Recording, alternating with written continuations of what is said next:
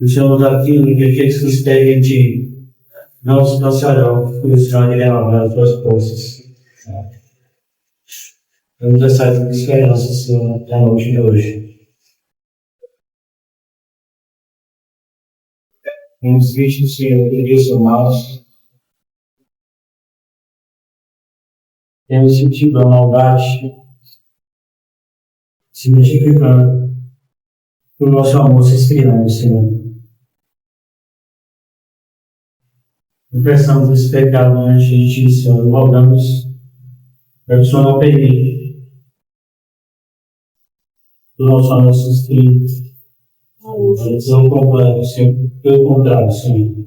Ajuda-nos a voltar à prática do primeiro amor, devoção sincera.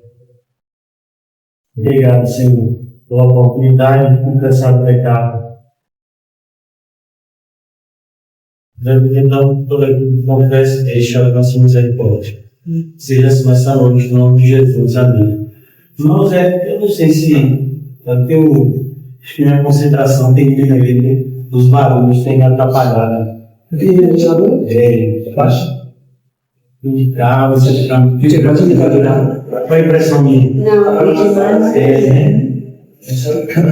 acho que é um problema meu, eu estou com dificuldade de concentração. Mas vamos tentar. Hoje a gente vai continuar a partir de onde paramos, 2 Tessalonicenses.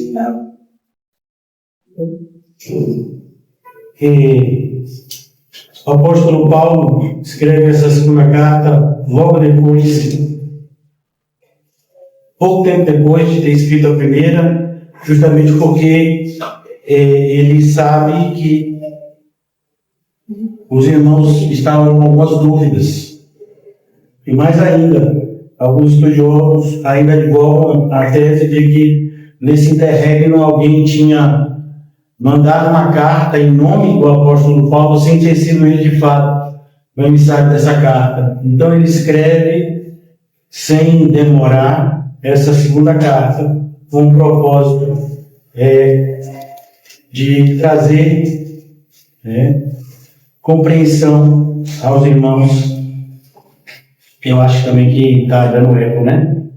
Ou eu que estou achando?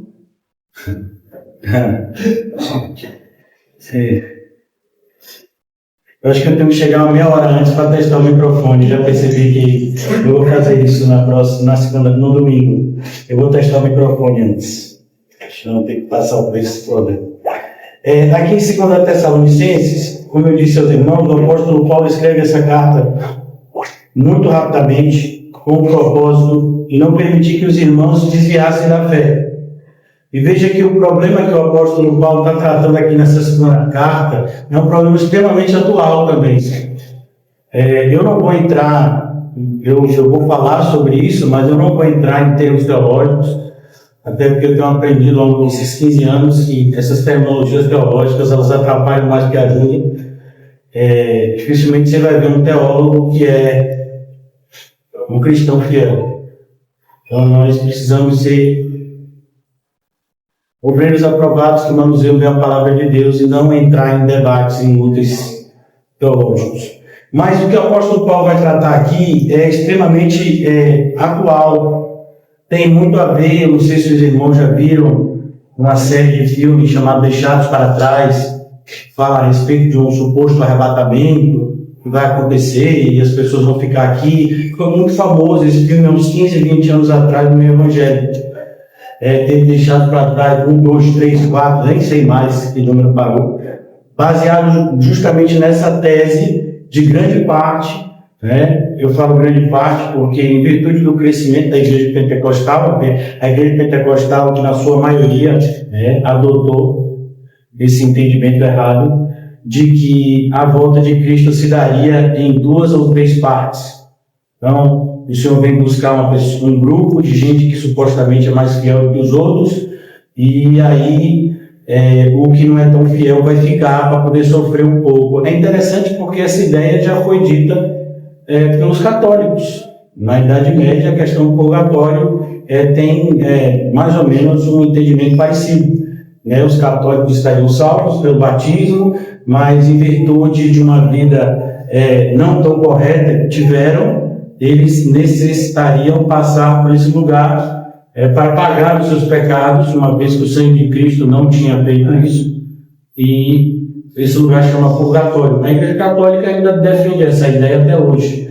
Agora, o assustador, os evangélicos que dizem ser filhos da Reforma Protestante surgirem com esse tipo de ideia, e, como eu disse a vocês, tem se tornado a maioria da igreja acredita nesse arrebatamento invisível.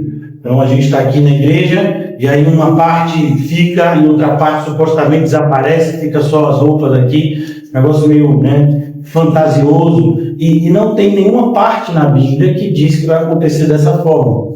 Veja que as pessoas não têm muita preocupação em serem bíblicos.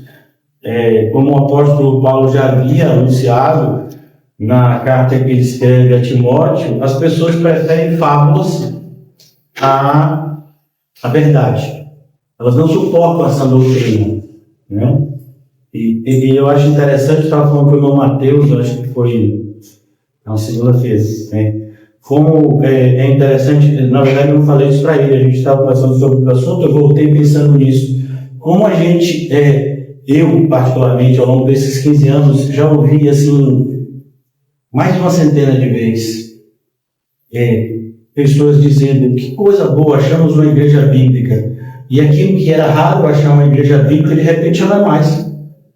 Aí já tem gente procurando outra igreja bíblica, e aí se você disser: mas como assim? Você teve algum direcionamento? Você acha que a igreja bíblica só essa daqui? Não, eu quero saber, você conhece alguma?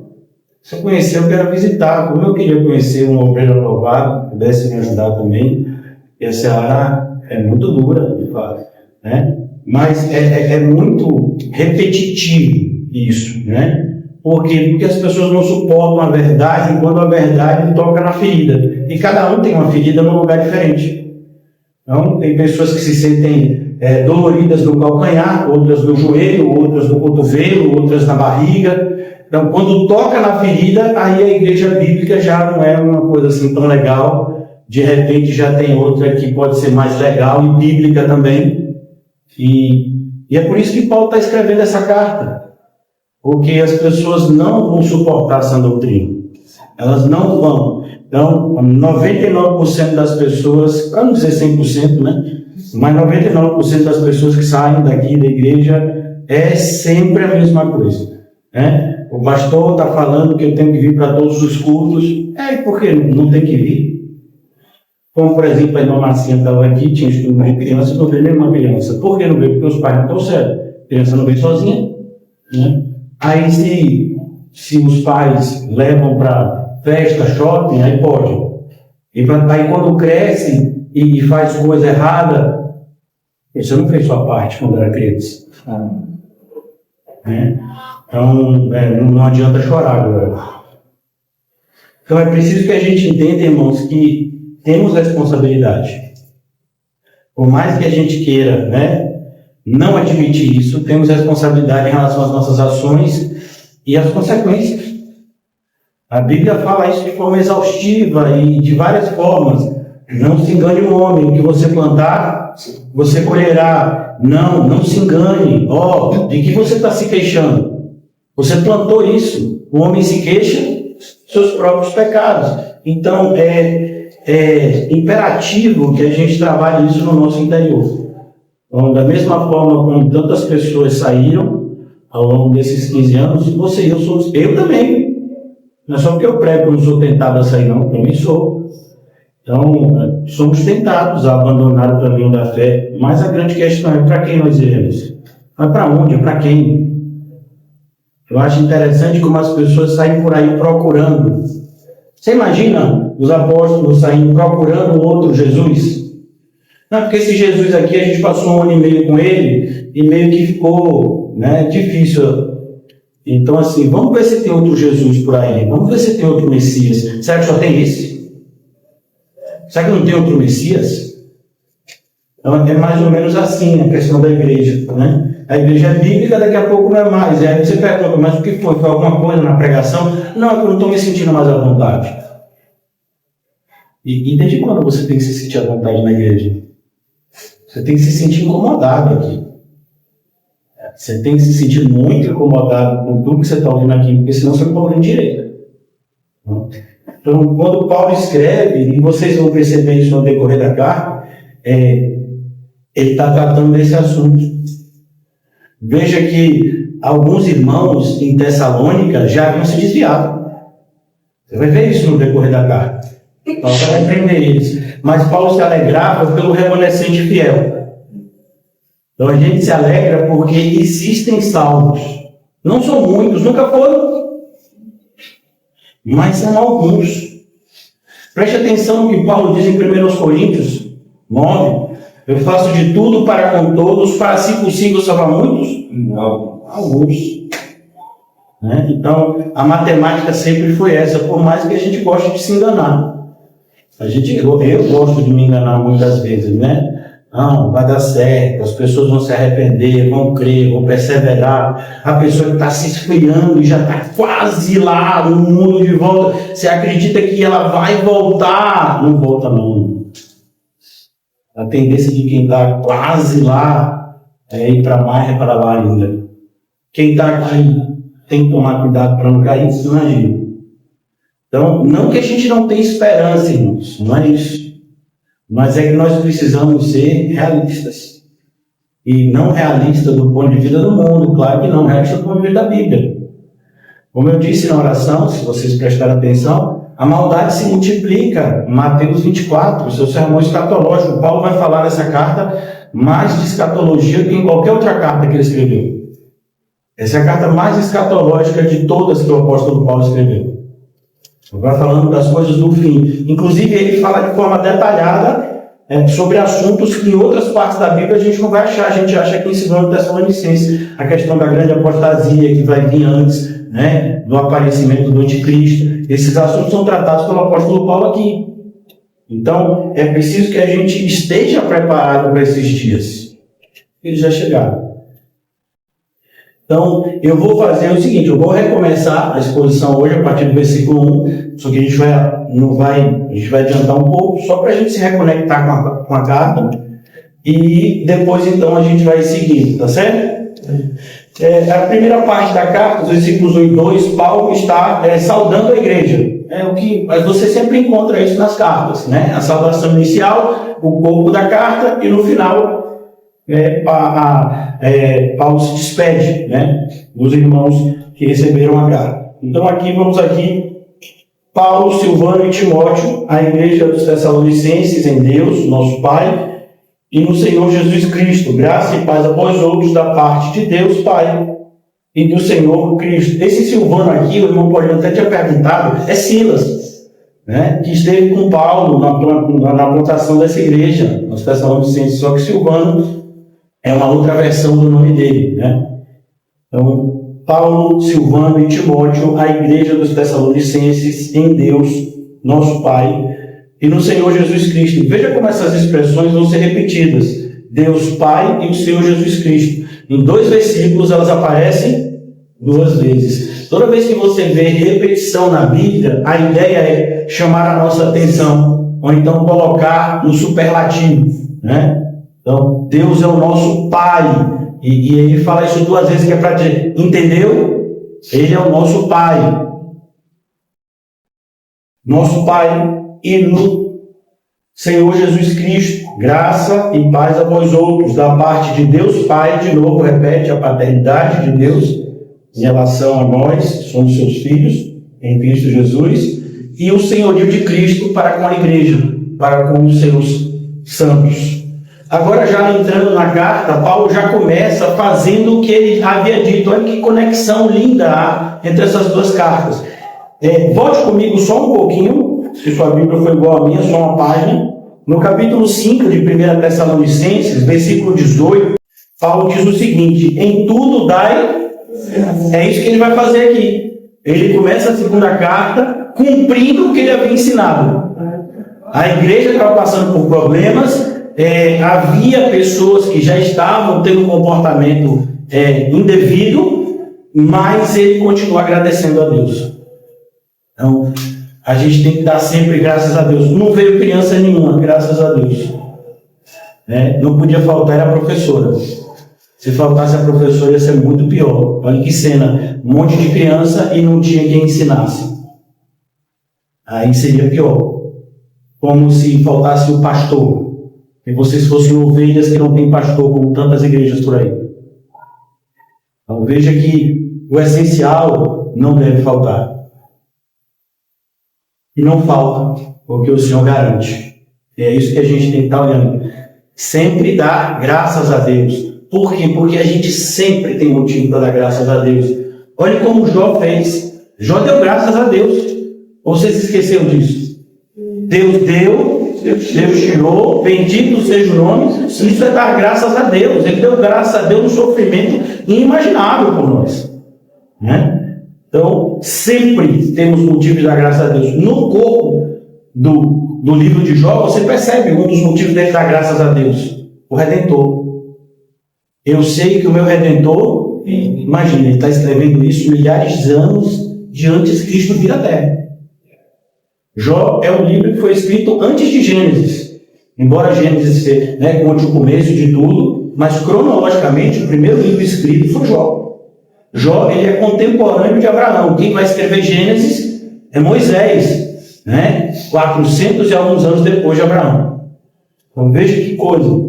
Sempre temos motivos de dar graças a Deus. Por exemplo, Timóteo está passando por dificuldades em Éfeso, as coisas estão difíceis, até do ponto de vista material, mas Paulo escreve e diz: você tem o que comer? Tem o que vestir? Dê graças a Deus. Porque isso não é obrigação de Deus, dar de comer e de vestir para a gente.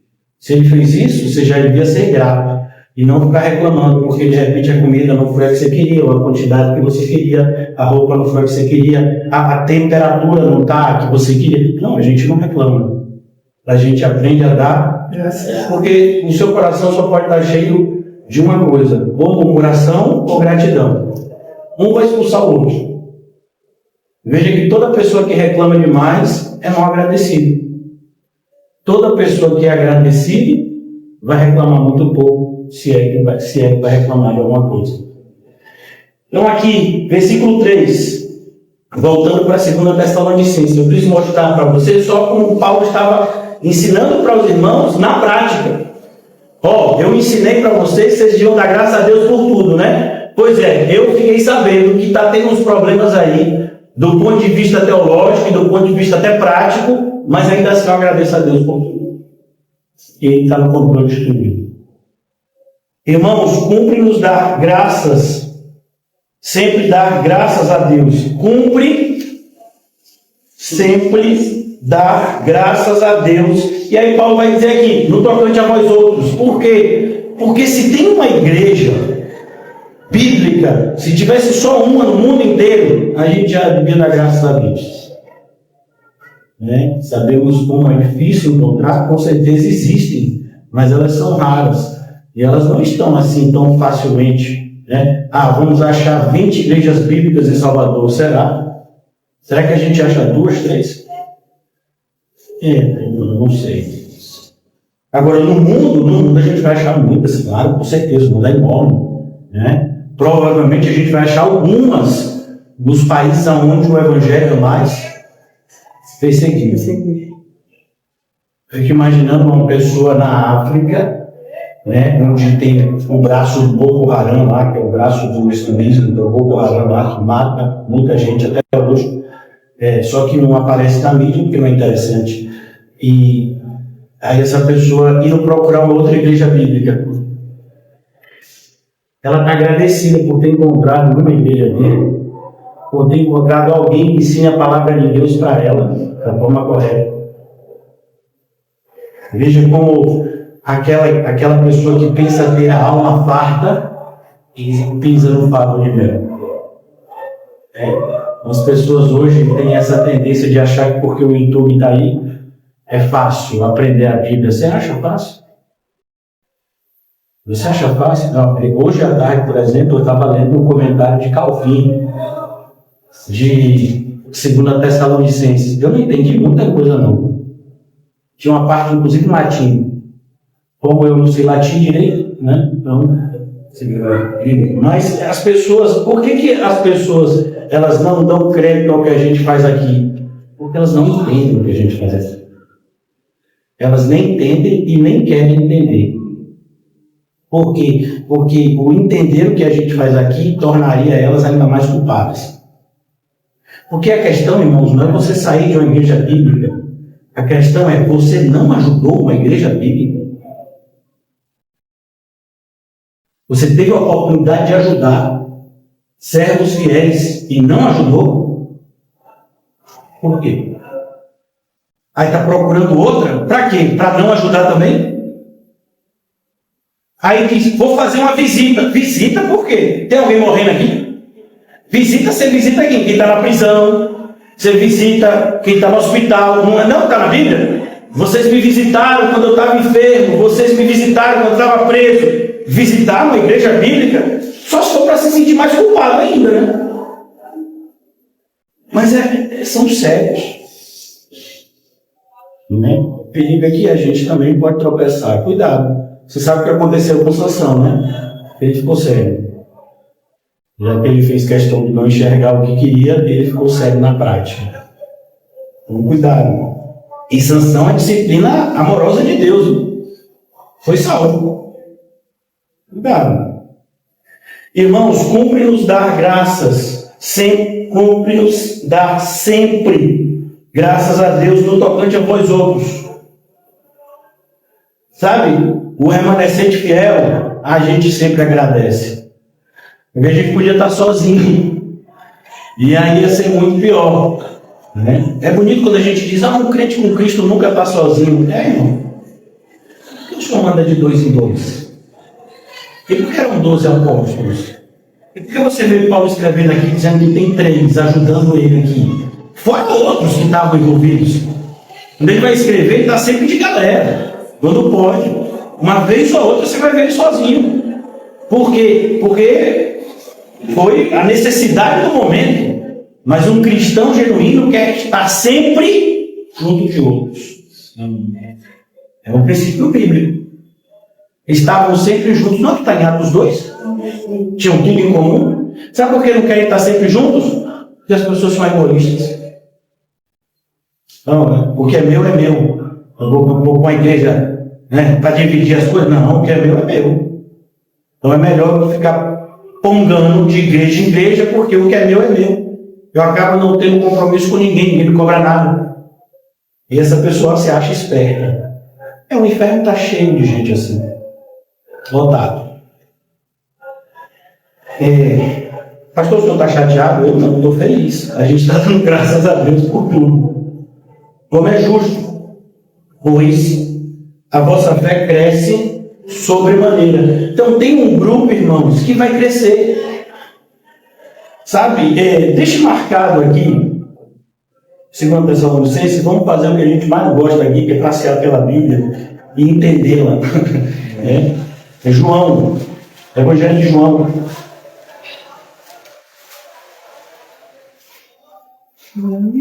Evangelho de João, capítulo 15. Versículo 1. Eu sou a videira verdadeira, é o meu Pai. Todo ramo que estando em mim não der fruto. Então por que a pessoa sai de uma igreja bíblica? Porque não tem fruto. Aí vai se sentir mal. Aí quer alguém que a engane. Eu não amo o papel.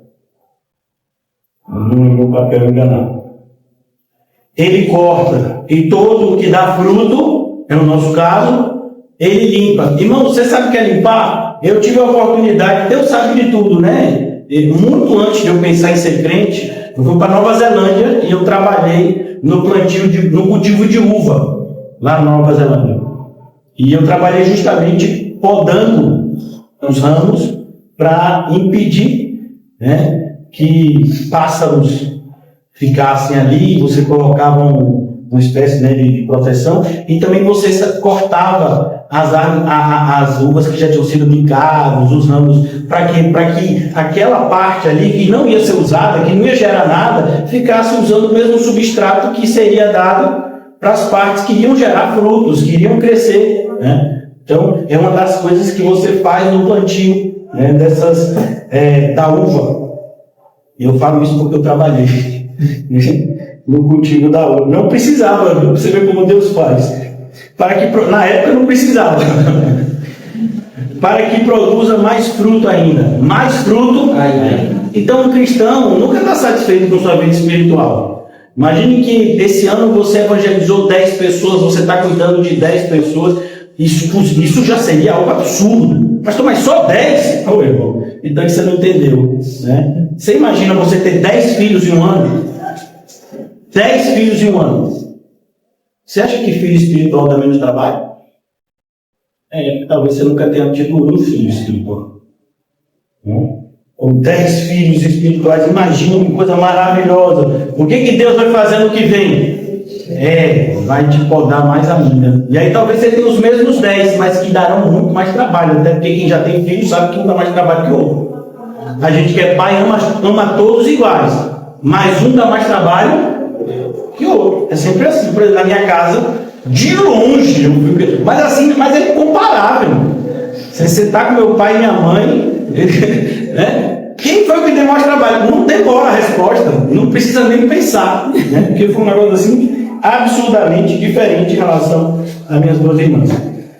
Vós já estáis limpos pela palavra que vos tenho falado. Percebeu por que as pessoas saem de igrejas bíblicas? Porque a palavra limpa. Só que a limpeza dói, irmão.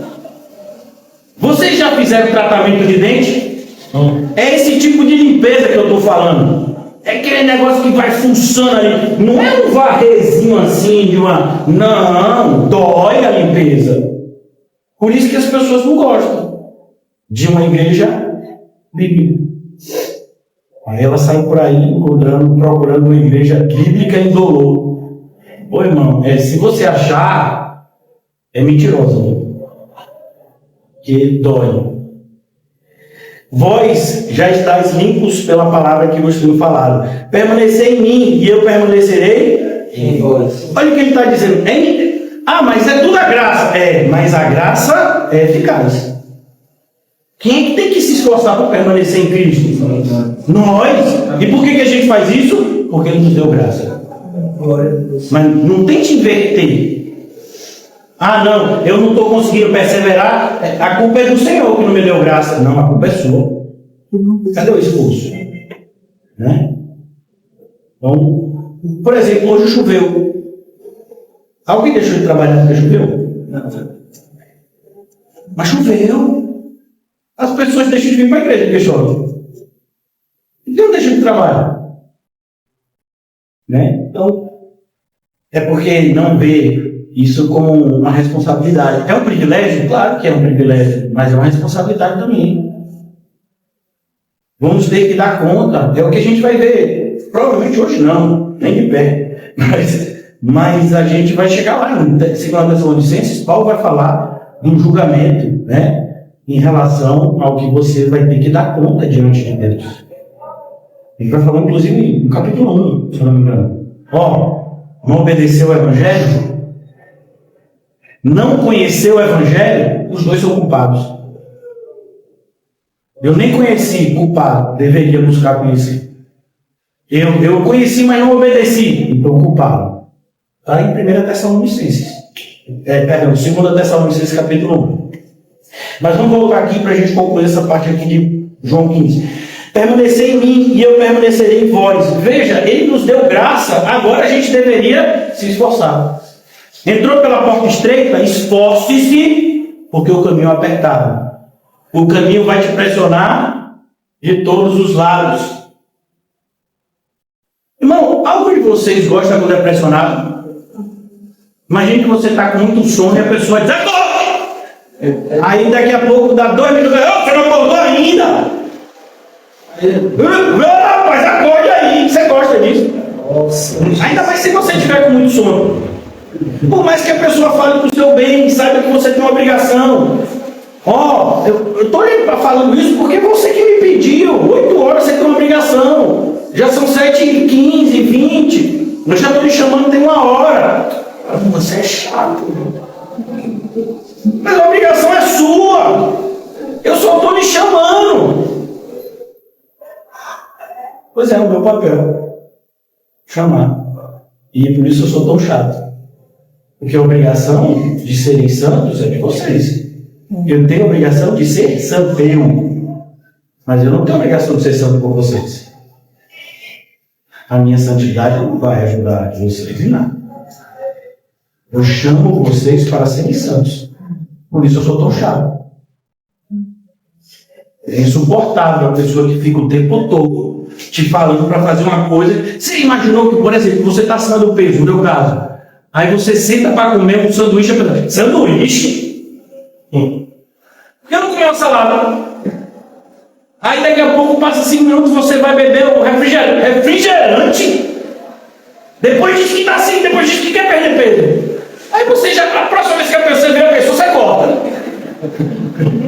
Você pegou um biscoito, a pessoa bateu na frente, você já escondeu aqui, já foi para o lado, porque você sabe que a pessoa vai te repreender porque você está errado.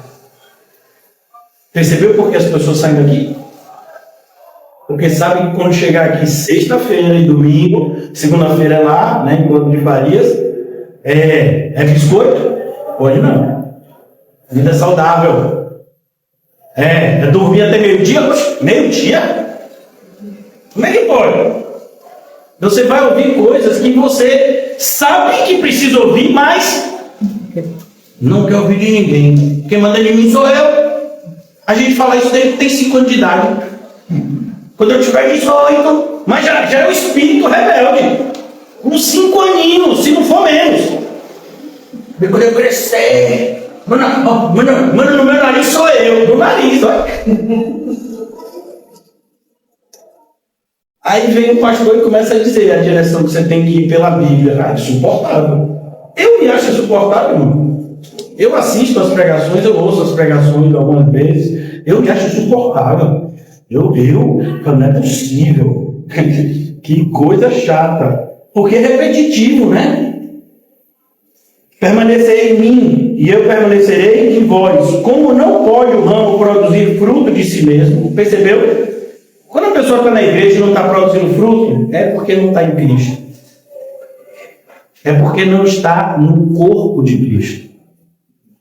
Você acha que você pode se conectar na cabeça sem estar no corpo? É o que é filme de assombração?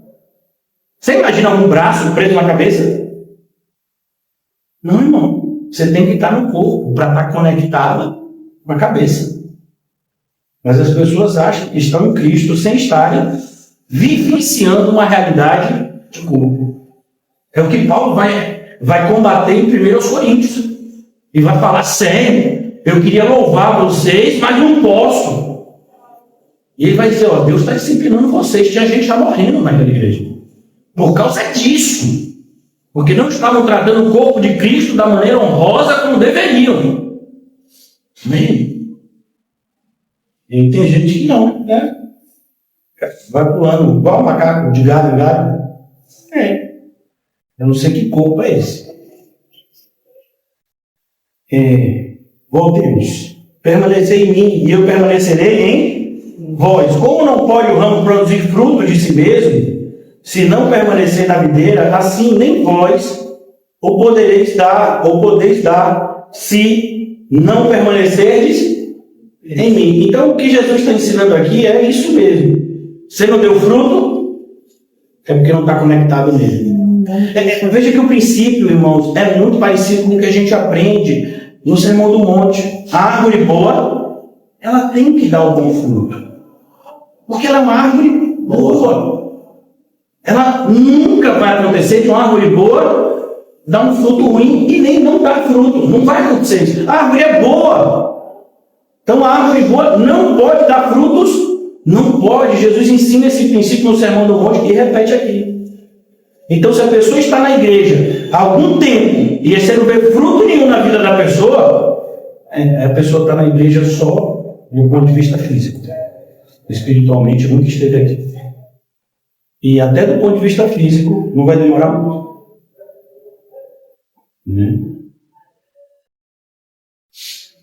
Nem vós o podeis dar se não permanecerdes em mim. Eu sou a videira, vós os ramos. Jesus está dizendo, eu sou o cabeça, vocês o corpo. Quem permanecer em mim e eu nele, esse dá muito. Percebeu?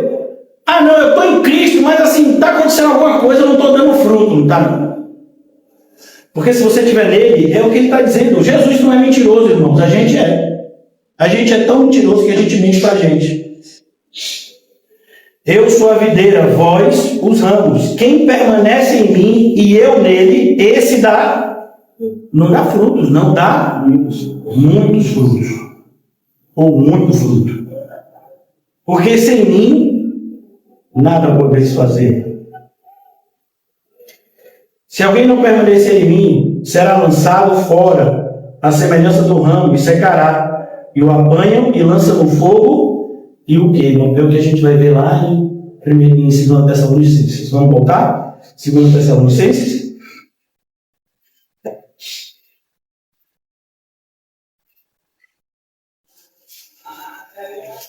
Aqui, 2 Tessalonicenses, capítulo 1.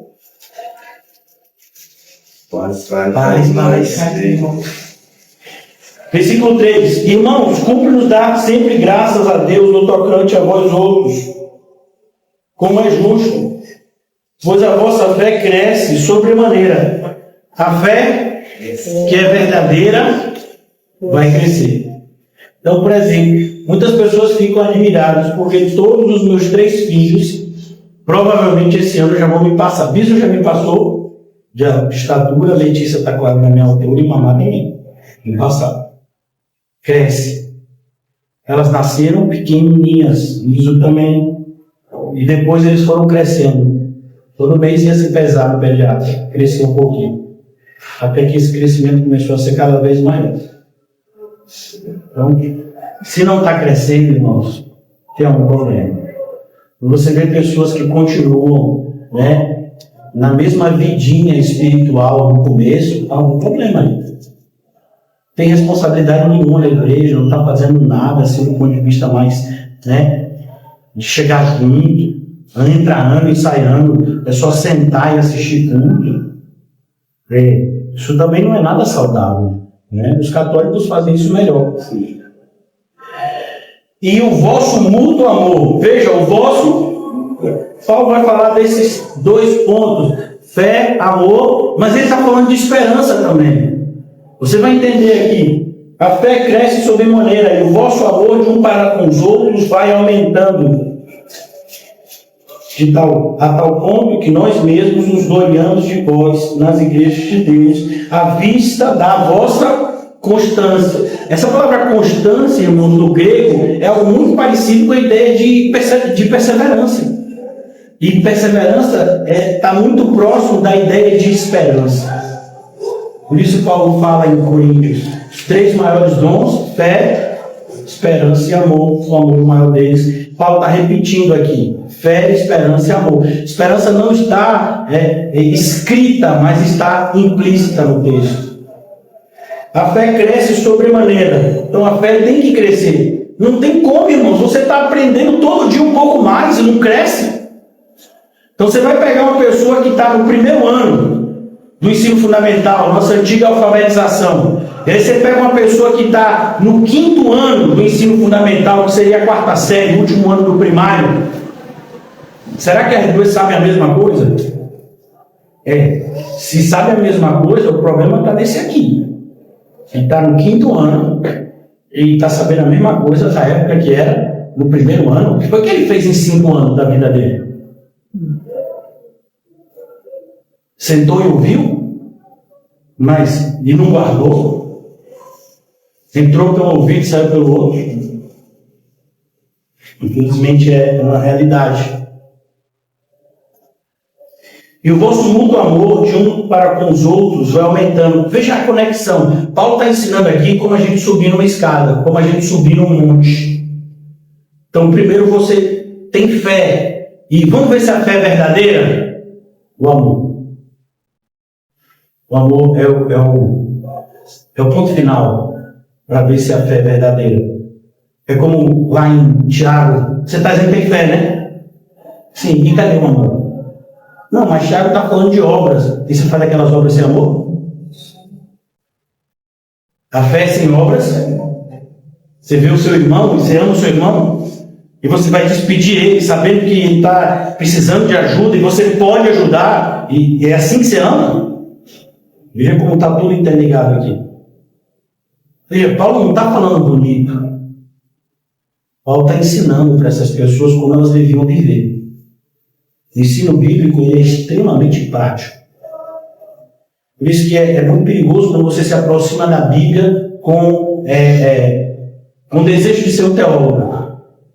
Ou aprender por aprender. Não, aprender por aprender não, é aprender para praticar. Aprender por aprender, então você está no lugar errado. Se você é ouvinte, mas não é praticante, você é uma pessoa insensata. Independente do conhecimento que você pensa que tem. E o vosso mútuo amor de um para com os outros vai aumentando. Se a fé vai aumentando, o amor também. A tal ponto, veja, Paulo está dizendo que eles estavam assim, num crescimento digno de ser imitado. Como em outros momentos ele diz a respeito daqueles que estão andando de forma correta. Imite-os.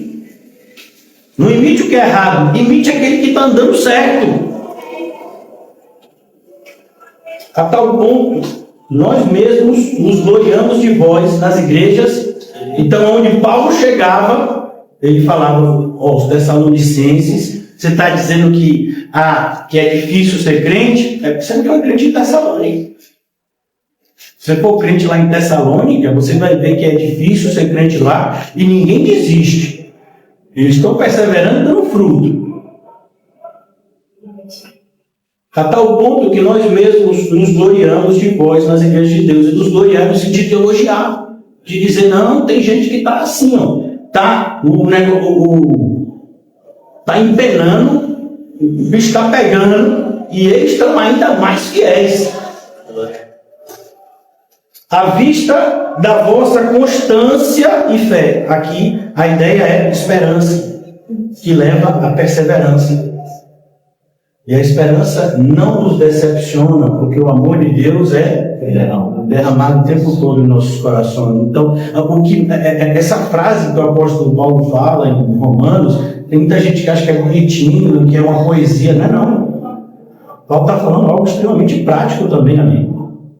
Paulo está dizendo o que o Senhor Jesus ensinou no Sermão do Monte logo no princípio. Bem-aventurados que choram, porque serão... Então é isso que ele está ensinando. Sabe por que quando você tem esperança, o amor é derramado no seu coração? Porque só vai ter esperança aquele que está passando por dificuldade. E aí vai precisar de quê? De esperança. Quando sua vida está do jeito que você quer, você tem esperança. Você não precisa ter esperança, sua vida está boa. Não, se melhorar, piora. Para que você vai ter esperança? Esperança é quando você vive dias maus. E aí você tem que crer que vale a pena passar por aquelas dificuldades. Que aquelas dificuldades, elas não são aleatórias, aquelas dificuldades não são do nada, existe um propósito para a nossa edificação e santificação para a glória de Deus.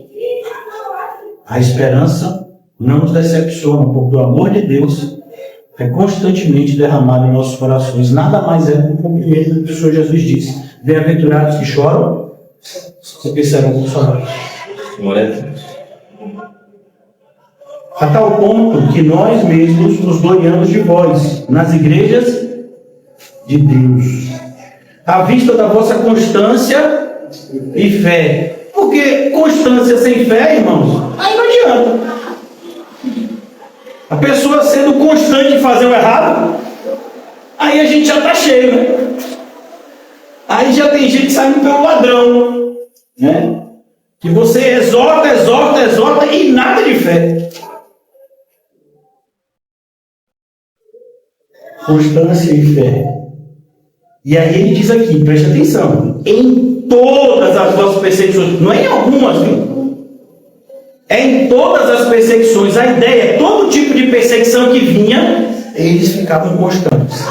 Era perseguição espiritual? Constante. Era perseguição material? Constante. Era perseguição no sentido social? Constante.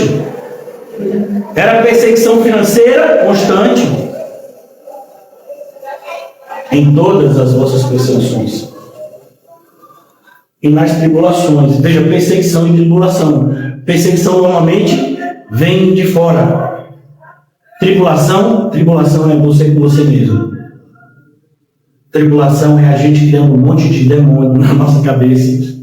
É a gente criando um monte de situação que nunca vai acontecer na nossa cabeça e ficando ansioso. Isso é tribulação, infelizmente. Nós somos atribulados demais. Se trancar a gente num quarto sozinho, não é trancar no sentido de você ser puxado, viu? Para você não ficar claustrofóbico. Mas você ficar no quarto sozinho é tribulação. Fecha o olho, é tanta coisa que vem. Abre o olho, ainda continua. Você abre o olho, não desliga a cabeça.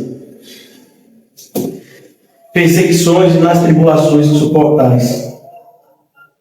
Versículo 5, aí Paulo diz: sinal evidente. A ideia aqui é quando você faz um exame. Então, eu estou me achando meio fraco, vamos fazer um exame? Aí vai lá e dá o seu ferro baixo, está com anemia. Você pode até ter outros problemas de saúde, mas você tem anemia. Se o índice lá do seu sangue de ferro está baixo, você está anêmico. Então, é um sinal evidente.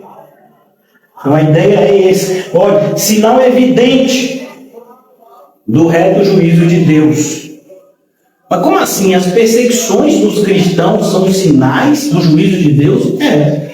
Claro que é. Para que sejais considerados dignos. E a ideia, irmãos, não é que a gente precisa passar pela tribulação para ser salvo. Não, a gente vai passar pela tribulação se a gente é salvo. É como se a gente quisesse saber, vamos ver se esse ovo está podre. Aí você bota o ovo na água, não tem um negócio desse? Aí é o podre que boia ou é o que é bom que não boia? O podre boia, né? Pois é, aí, tá vendo? A gente, se você estava, eu acho que a gente está cheirando, mas às vezes o cheiro ruim pegou em um que não estava estragado. Vamos fazer o teste?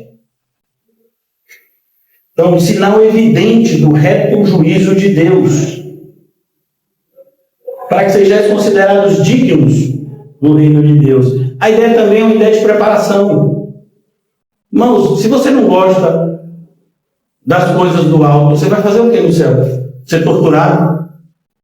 A pessoa que não tem nenhuma predisposição a ouvir pregação, que não tem predisposição a louvor, que não ama Jesus, que não ama a igreja de Cristo, vai fazer o que no céu? Não, porque eu não quero ir para o inferno. Não é questão de querer. Né? Tem gente que quer ir para o céu para não ir para o inferno. Essas pessoas vão para o inferno. É porque está escrito em 1 Coríntios: maldito todo aquele que não ama o Senhor Jesus. O que vai para o céu é quem ama o Senhor Jesus. Amém. Se você quer ir para o céu só para não ir para o inferno, você vai para lá mesmo assim. Com cuidado. A tal ponto, nós mesmos nos gloriamos de vós nas igrejas de Deus, à vista da vossa constância e fé em todas as vossas perseguições e nas tribulações que suportais. Sinal evidente do reto juízo de Deus, para que sejais considerados dignos do reino de Deus. Buscai, pois, em primeiro lugar o reino e a sua justiça, para que sejais considerados dignos do reino de Deus, pelo qual, com efeito, estáis sofrendo. Paulo já havia escrito, numa das cartas da prisão, Filipenses, a gente já estudou aqui, Paulo disse: olha, só nos deu graça, não somente de crer, mas de sofrer por amor a Ele. Então, sinal evidente que você é amado por Deus é porque você sofre por amor a Ele. Quando a gente olha para a realidade do mundo, a gente sofre. Por quê? Porque se estamos em Cristo, nós amamos o que Cristo ama e odiamos o que Cristo odeia. Nós estamos em Cristo.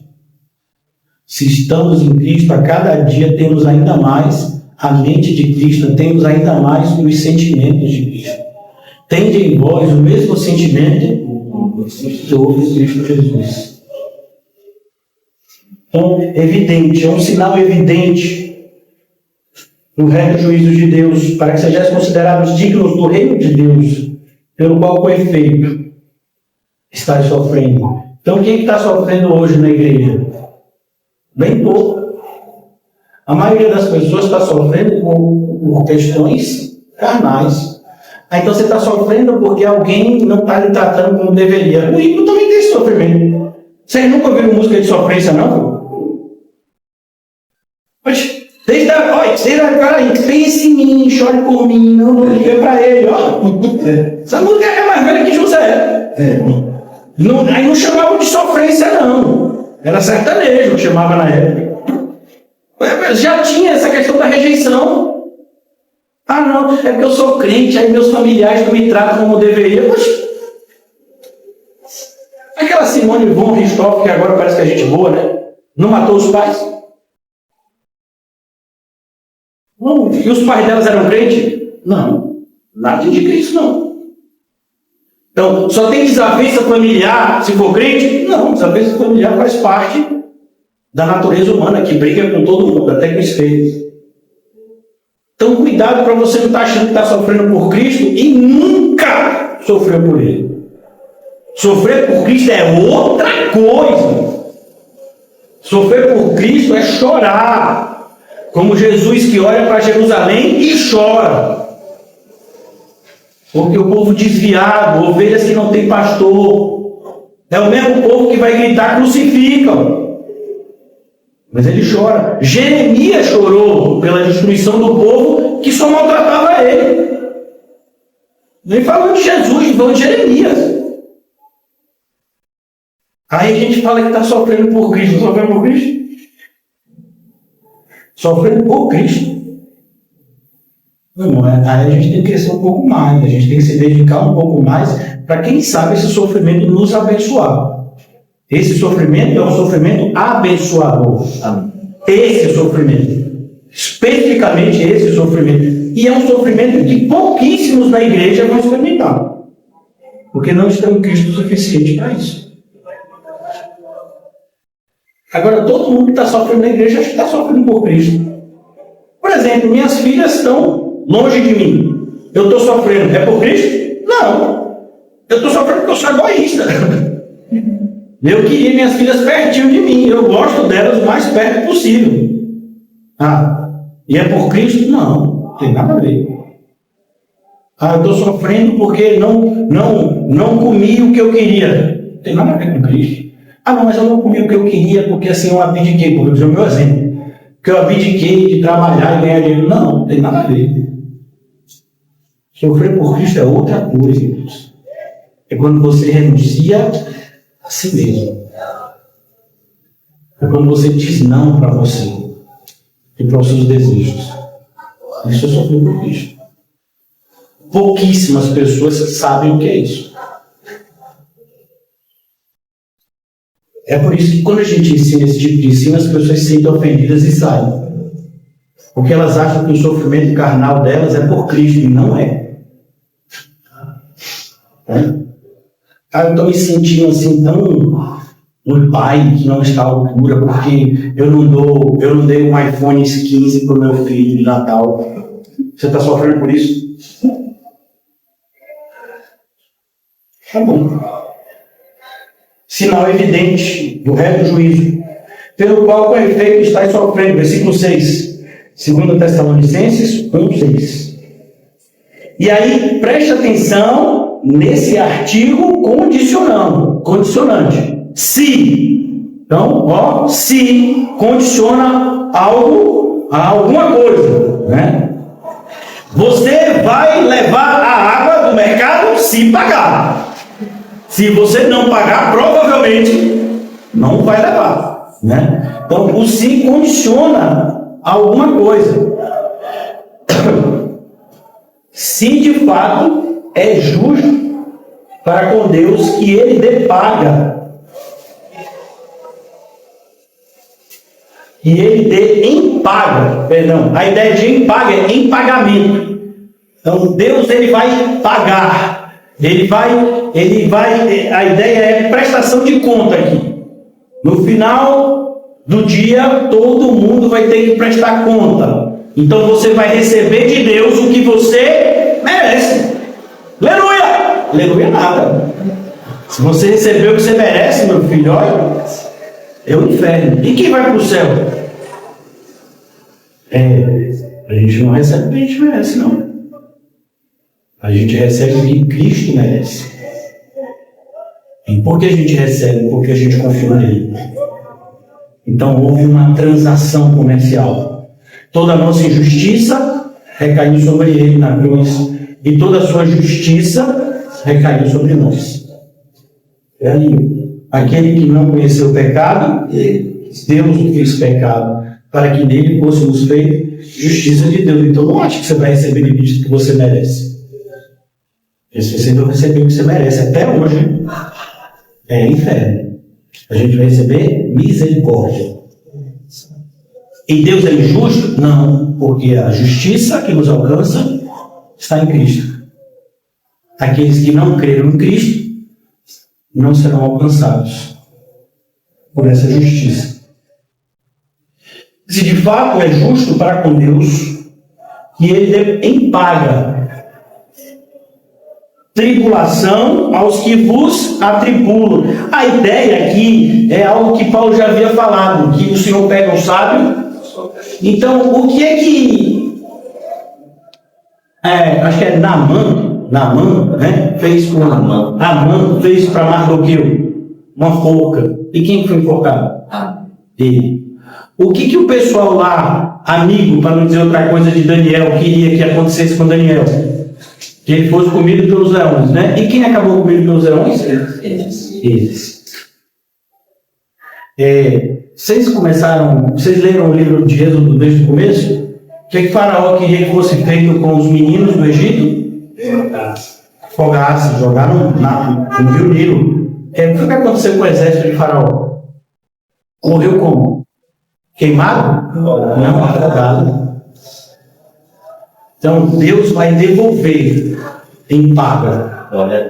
Até nisso há uma simetria perfeita. Por isso que a gente tem que entender quando, né, Giovanni fala sobre isso, um breve texto que ele fala da graça de Deus no sofrimento. Então, quando o ímpio faz uma impiedade com a gente, aquilo não é aleatório. Há um plano de Deus que a gente não está enxergando na maioria das vezes. Em que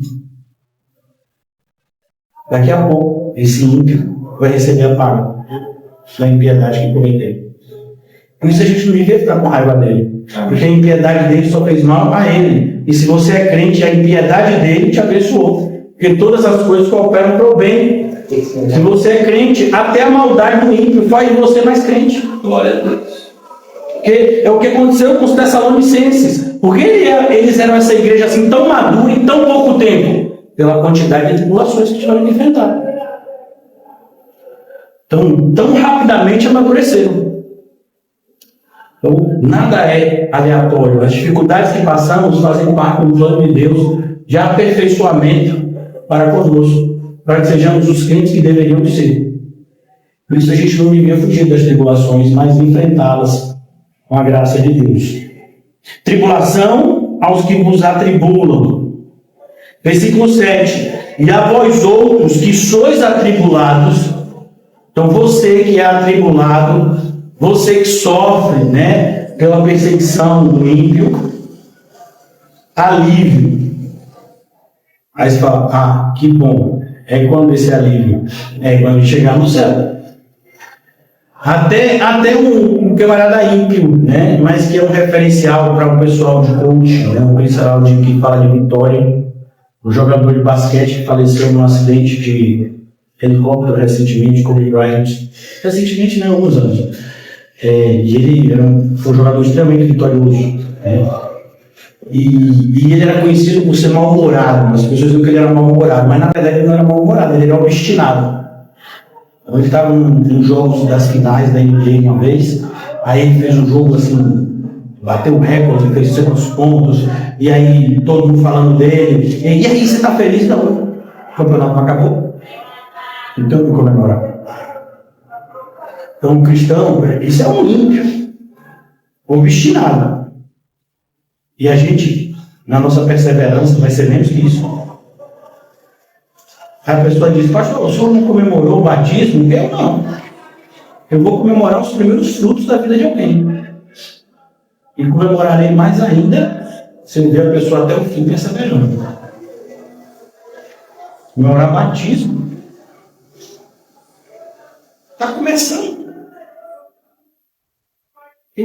Quem comemora batismo é uma igreja católica. E que batiza todo, né? Como a presbiteriana, os infantes que nem escolhem se querem ser batizados ou não. Então, cuidado para que você não esteja comemorando antes do tempo. Veja, eu não estou dizendo que a gente não dá graças em tudo. Então, se uma pessoa se batiza, eu dou graça. Da mesma forma que uma pessoa quando sai da igreja. Não, pastor, da mesma forma, você não leu, não? Em tudo, dai graças. Veja, as nossas decisões aqui na igreja não podem ser emocionais. Elas têm que ser espirituais. A gente fica triste porque as pessoas abandonam a fé, a gente fica triste, mas a gente não deixa dar graças a Deus por isso. Porque quando uma pessoa abandona a fé, isso não saiu do controle de Deus. Deus sempre soube de Judas Iscariotes. Deus sempre soube de Demas. Paulo se enganou. Cristo não. Nunca. Ele conhece os seus. Então é preciso que a gente entenda: emoção não anda lado a lado de vida espiritual. Veja, até os ímpios dizem que emoção e razão não andam lado. Isso é os ímpios. Os ímpios. E os cristãos fazem as coisas pela emoção. Ah, deu no meu coração. Ah, você está me dizendo que o coração enganoso deu vontade de você fazer uma coisa? Sabe, hoje não deu vontade de ir para a igreja. Provavelmente seu coração deve estar certo, né? Então aqui, cuidado.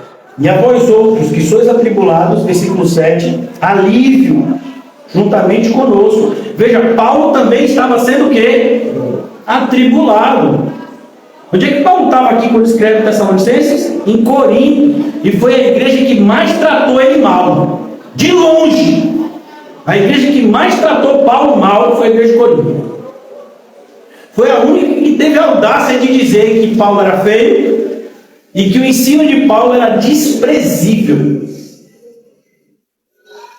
Paulo ficou 18 meses nessa igreja e eles não tiveram consideração nem de ajudar no sustento de Paulo. Paulo foi ajudado pelos de Filipe.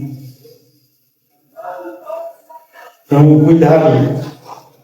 Paulo sabia o que é ser atribulado. Por isso ele diz, juntamente conosco. É a marca de todo cristão. Sofrimento por amor a Cristo. Mais uma vez, sofrimento não é sofrimento por você. Eu estava conversando recentemente com minha irmã, que é irmã em Cristo de vocês também. Ela perguntando, né, falando do meu apelido, falou, você está tão triste? Eu falei, porque eu ainda sou egoísta. Muitas coisas que me entristecem porque eu sou egoísta, eu sou egocêntrico. Estou triste em alguns momentos porque eu estou sofrendo por Cristo, os sofrimentos que eu ainda tenho são sofrimentos normais. E eu tenho que combatê-los e não me vitimar. Se estou falando de mim, vocês são muito mais espirituais. Então aqui, o Senhor Jesus, quando do céu se manifestar o Senhor Jesus, e veja, Paulo agora está preparando para entrar nesse assunto, que é o assunto da carta propriamente, a volta do Senhor Jesus. E as pessoas estavam dizendo, por exemplo, não sei se você sabe, para um grupo herético chamado Adventistas do Sétimo Dia, você não sabia que ele é um grupo herético? É um grupo herético, nunca fez parte dos evangélicos, nem eles se consideram evangélicos. Você devia saber disso. Ah, não, pastor, eu tenho um irmão, uma irmã em Cristo que é adventista. Ele vem, então alguém não está em Cristo. Porque se é irmão, eles não se consideram evangélicos. Para eles, segundo a profetisa deles, Ellen White, Cristo voltou de forma invisível, há alguns anos atrás. cento e poucos anos atrás, 200 anos atrás. A igreja voltou e vai voltar de novo. E vai ter uma parte que vai ficar aqui. Então, nisso eles são muito parecidos com os testemunhos de Jeová. Inclusive, eles são frutos do mesmo engano. Se você estudar um pouco a história da igreja, você vai ver isso. Então, cuidado. Cuidado, porque não existe pouco engano. Todo engano vai levar a gente para longe de Deus, para longe da verdade. Não, mas qual a diferença que tem se eu acredito que Jesus vai voltar uma, duas ou três vezes? Mano, tem toda a diferença. Se está dizendo que Jesus vai voltar duas vezes, significa que Jesus faz as coisas de forma perfeita. Então ele não é bom, perfeito e agradável, como está escrito lá em Romanos. Então cuidado, porque não existe pouco engano. Ah, mas eles pensam diferente de nós só nisso. Mas só nisso já é o fundamental. Como, por exemplo, qual é a diferença do peixe para a gente? É que eles respiram embaixo d'água. É só isso, né? E aí, vamos virar peixe? Vai respirar, mas respira embaixo d'água. Não é simples, é só essa a diferença. Cuidado. Versículo 7. E a vós outros que sois atribulados, alívio, juntamente conosco, quando do céu se manifestar o Senhor Jesus. Então, calma, viu? Ainda não acabou. Com os anjos do seu poder. E a ideia é, o Senhor Jesus tem um exército que Pedro não enxergou. Do Pedro que se vai em espada, Jesus está sendo preso. Qual é a fala de Jesus para Pedro? Ô Pedro, guarda essa espada, você não está sabendo. Eu tenho uma legião, 12 legiões, infinidade. Aquilo ali é simbólico, viu, irmãos? Não se prenda a números. Eu tenho uma quantidade absurda, infinita não, porque tem um número específico. Mas eu tenho uma quantidade enorme de anjos à minha disposição, Pedro. E eu nem precisava dele, só para você entender. Então, guarda essa espada. O que está acontecendo aqui é porque tinha que acontecer. É a soberania de Deus andando, como sempre, lado a lado com a responsabilidade do homem. Ah, eu não entendo. Eu sei. Eu também não. A gente só crê que a Bíblia ensina. Até onde é a soberania? Até onde é a responsabilidade? Não sei. O fácil é que você não quer errar, como eu não quero errar, então você faz assim. Toda vez que você fizer algo de errado, a culpa é sua. Toda vez que você pegar algo de certo, agradeça a Deus. Glória a Deus. Aí você não erra. Né? Ah, não quero saber sobre a energia. Não erre. Fez algo de errado, a culpa é sua. Responsabilidade do homem. Fez algo de certo, soberania de Deus. Agradeça a Deus. A gente é bom em errar. A gente não é bom em fazer o bem. Versículo 7 ainda. Alívio juntamente conosco quando do céu se manifestar o Senhor Jesus e os anjos do seu poder. A ideia fala justamente desse juízo final, irmãos. É por isso que é inconcebível essa ideia de um juízo dividido. Aí ele vem, aí tem 7 anos e vai ter, né, um sofrimento. Tem gente que diz que vai ser dividido em 3 anos e meio e aí depois mais 3 anos e meio no sofrimento ainda maior, como se aqueles 3 anos e meio que são ditos lá em Apocalipse e também em Daniel fossem algo assim, do ponto de vista do número perfeito. Aí a gente tem que dizer que também só 144 mil vão para o céu. Aí a gente vai ter que dizer que aquelas 2 testemunhas realmente só são 2 pessoas. Aí a gente vai ter uma série de confusão, porque ele estava dizendo os 7 Espíritos de Deus, que eu saiba, Deus só tem um. Então veja como você tem que ter cuidado quando você estuda Apocalipse. Porque Apocalipse, inclusive Apocalipse, é um tipo literário diferente das cartas, por exemplo. Então, Apocalipse é algo que você tem que ler de forma muito específica dos outros livros da Bíblia. Do ponto de vista, principalmente, da simbologia que ele traz, que ele trabalha. Por exemplo, quando ele diz que Jesus é o alfa e o ômega, é a primeira e a última letra do alfabeto grego. Está dizendo que ele é o princípio e o fim. Então, cuidado. Porque essas confusões surgem justamente quando pessoas mal intencionadas, não acham que a pessoa vai errar com boas intenções. Pessoas mal intencionadas criam, factoides baseados em falsa interpretação bíblica. Então, se um texto da Bíblia, de alguma forma, está contrário a outro, é porque você não entendeu errado, você entendeu errado. A Bíblia nunca vai estar contrária a si mesma. É como, por exemplo, o próprio Lutero teve que pedir perdão, porque ele achou que o livro de Tiago não era bíblico. Ele não entendeu aquela passagem da fé e as obras. Ele disse, não, Tiago não presta, o livro de Tiago é horrível, ele era apaixonado pela carta de Romanos. Aí depois, e quando ele entendeu, a gente está falando de uma pessoa que tinha doutorado em teologia, com a idade assim, mínima. Do ponto de vista humano, ele era tido como gênio. Você tem ideia. E ele errou. Mas a graça de Deus é tão perfeita que deu a oportunidade dele se arrepender. Dizer, não, Tiago está certo. Porque Tiago não está falando de salvação. Tiago está falando de evidência da salvação. Glória a Deus. Tiago está falando da evidência da salvação por meio da qualidade da fé. Se a fé é uma fé sem obras, ela não é fé verdadeira. A salvação é somente pela fé, mas isso tem que ser evidenciado. É como, por exemplo, eu sei que essa árvore é boa. Sem fruto, você tem como saber? Claro que eu tenho, só de olhar, já bati o olho. Então não pode. A árvore boa tem que produzir bons frutos.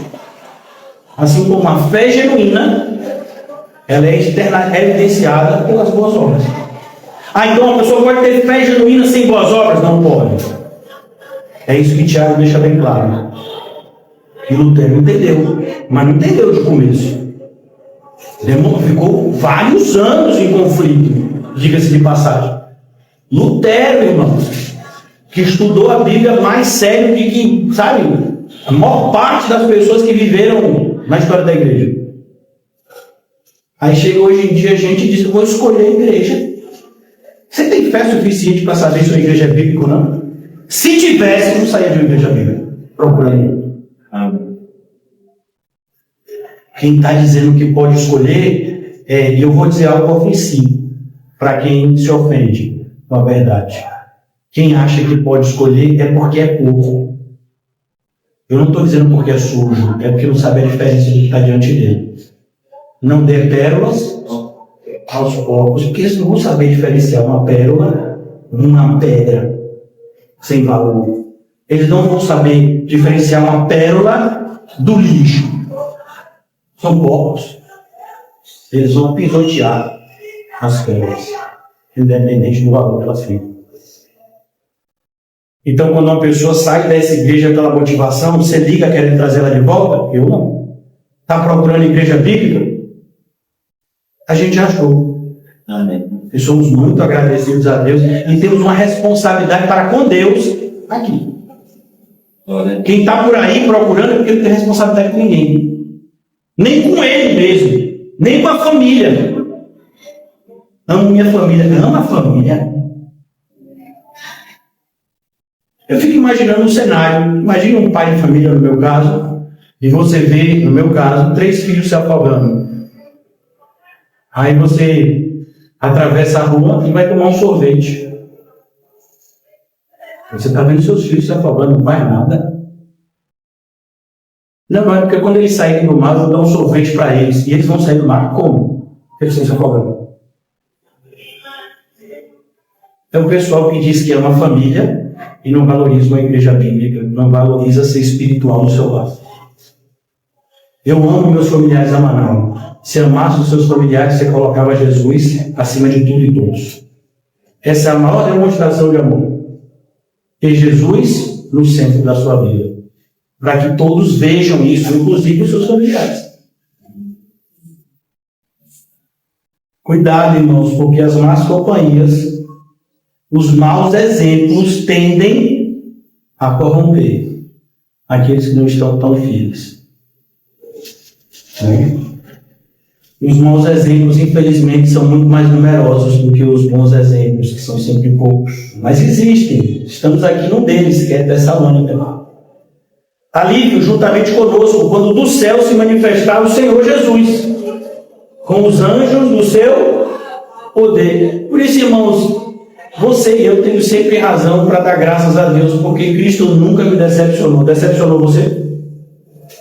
Todas as vezes que eu coloco minha confiança em Jesus, eu nunca me decepciono. Tem inclusive uma história que eu queria dividir com vocês, mas acabei me passando num comentário do livro que eu li, que falava justamente de Hudson Taylor. Hudson Taylor, quando ele tomou a decisão de confiar em Deus para tudo. Então, várias vezes o seu empregador atrasava no salário, ele não falava nada, ele só orava. Várias vezes ele teve que confiar em Deus quando ele estava no campo missionário e as coisas estavam para faltar. Vocês sabem que a esposa e os filhos, as filhas morreram. E ele teve que confiar em quem? Em Deus, e entendeu que foi a vontade de Deus para que ele tivesse mais tempo para fazer as missões que Deus havia dado para ele. E que ele se encontraria com sua família crente no céu. Não mais como esposa e filhas, mas como irmãs queridas também. Isso é amor, isso é fé, isso é esperança. O resto é emocionalismo barato. É que a igreja está cheia. Amo você, mentira. Como é que você ama? Se você coloca a vida da pessoa supostamente em primeiro lugar. Porque quando você coloca a vida de alguém em primeiro lugar, não se engane, você colocou, foi a sua. É como, por exemplo, eu, né? Se alguém quiser fazer mal com as minhas filhas, eu vou me colocar no meio. E eu faço isso por causa delas? Não, eu faço isso por causa de mim. Porque eu não aguento ver elas sofrendo. Não é por causa delas que eu faço isso. Veja que até nisso a gente gosta de se enganar. Estou fazendo de tudo por fulano. Mentira, você está fazendo por você. Porque você gosta de ver a pessoa que você supostamente ama feliz. A felicidade daquela pessoa te faz bem. Como um usuário de droga se sente bem consumindo droga. Pastor, que comparação? Biblicamente é isso aí. Se não é Cristo, é ídolo. Ponto. Pode ser um ídolo bonitinho? Pode. Nem todo ídolo tem chifre. Né? Então, cuidado com o ídolo que você ainda carrega. Se é que você carrega, porque eu suposto que eu creio que vocês são espirituais. Aleluia! Se não era, agora pegou no tranco. Agora foi. Agora foi. Senhor Jesus, com os anjos do seu poder, versículo 8.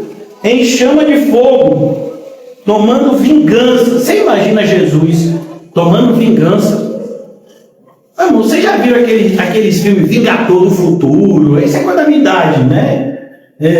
Tem um filme chamado Justiceiro, que mata a família dele, ele vai lá e mata o pessoal que matou a família dele. Na justiça do homem, na ira do homem, não opera a justiça de Deus, viu? Nenhum desses homens que faz vingança, tá todo mundo errado, vai para o inferno do mesmo jeito. Ninguém tem direito de tirar a vida de ninguém. Ah, mas tirar a vida de uma pessoa que eu amo, eu vou lá e não é olho por olho, dente por dente. Pelo contrário, Jesus disse que te odeiam, então ame. Te fizeram mal, faça bem. Agora, ele é diferente. Porque ele é o justo. O juízo dele é perfeito. Inclusive, a sua vingança é santa. Só a dele. E só vai acontecer por quê? Porque é perfeita. Não precisa acontecer várias vezes. É perfeita. Cuidado. Versículo 8. Em chama de fogo, tomando vingança. Ele vai tomar vingança. Por isso que Paulo fala aos romanos, se eu não me engano, né? Olhe, não se vingue. Dê a Deus o que é dele. A vingança pertence ao Senhor. Por isso que quando o Senhor Jesus diz, dai a César o que é de César, e a Deus o que é de Deus, ele inclui isso. A vingança pertence ao Senhor. Eu é que retribuirei. Versículo de número 8. Em chama de fogo, tomando vingança contra os que não conhecem a Deus. Ah, mas eu nunca conheci. Provavelmente é porque você estava na igreja bíblica e saiu pulando de igreja em igreja. Se tivesse perseverado na igreja bíblica, conheceria mais, talvez. Talvez, né? Porque o fato de você ouvir muitas vezes sermões bíblicos não significa que você é salvo. Não significa. Mas a probabilidade de você ser salvo ouvindo um sermão bíblico é muito maior do que você não ouvindo nada. Porque, inclusive, a Bíblia diz isso, né? Como clamarão acerca de quem nada ouviram? E como ouvirão, se não há quem pregue? E como pregarão se não forem enviados? Você imagina a pessoa que fica pulando de igreja em igreja, ela contribui para o avanço do reino de Deus em quê? Em nada. Como serão enviados se as pessoas hoje vivem pulando de igreja em igreja? Não tem responsabilidade com uma parte específica do povo. Eu estou insistindo nesse ponto, irmãos, porque muitas vezes a gente acha que isso é bobagem. É como as pessoas que não fazem o autoexame. É bobagem. Não é não. O câncer que mais causa problema nas mulheres é o câncer de mama. Até hoje ainda. E estudos evidenciam que se ele for descoberto de forma precoce, a possibilidade da pessoa ser curada é muito grande. A pessoa não faz e não faz. O homem também. Qual é o que mais tem? Câncer de próstata. E aí? Por que não faz? Bom, a gente tem que tomar muito cuidado. A Bíblia vai dizer que obedecer é melhor do que sacrificar. Deus não quer sacrifício da nossa parte, Ele quer obediência.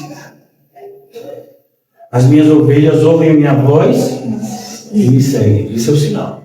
Aquele que me ama é o que me obedece. Eu amo a Jesus e então obedece. Que amor é esse? De submisso. Em chama de fogo, tomando vingança contra os que não conhecem a Deus. Irmãos, a gente que entra ano, sai ano, está ouvindo o culto aqui todo dia. A gente já está aqui em 2 Tessalonicenses, se eu não me engano é o 14º ou 13º livro do Novo Testamento. E se eu voltar um pouquinho e dizer, e aí, a gente estudou Colossenses, não foi recentemente? Todo mundo fera em Colossenses aqui?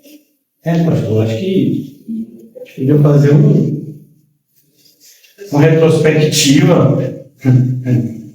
Mas a gente acabou de estudar Colossenses. Pois é, pastor, mas aqui, né? Como a gente...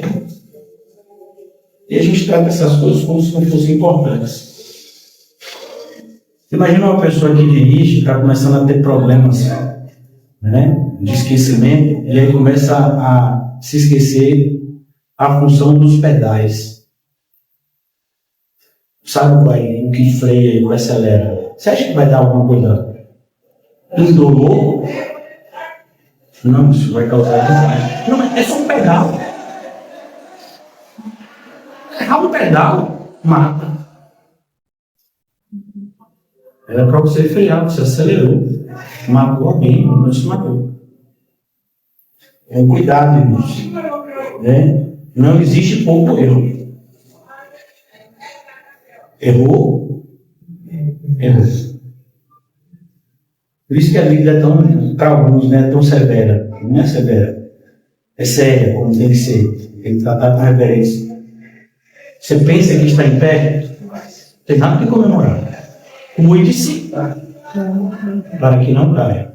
Orai e vigiai sem cessar, para não cairdes em tentação. O espírito, na verdade, está pronto, mas a carne... Eu prego o evangelho há 15 anos, você acha que minha carne está mais forte? Está mais forte para me fazer pecar. Porque apanhei tanto nesses 15 anos que às vezes, né, a gente quase se cansa de fazer o bem. Então, cuidado, irmãos. Em chama de fogo, tomando vingança contra os que não conhecem a Deus, Se você não conhece a Bíblia como deveria, e é a Bíblia que vai te apresentar quem é Deus. Nenhum outro livro, nenhuma revelação particular vai te dizer quem é Deus. Aparece uma pessoa e diz, mas eu conheci Deus, sabe? Teve um filme que eu acho que é baseado num livro chamado A Cabana, altamente diabólico, e tem gente que chama de filme evangélico. Ele não conhece a Deus, né?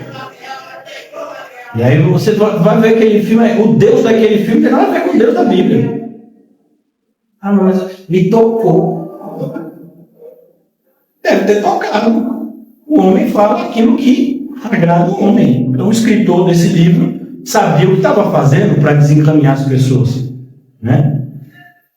Tem um outro livro também que eu li quando eu estava no processo de sair do falso evangelho e conhecendo o verdadeiro.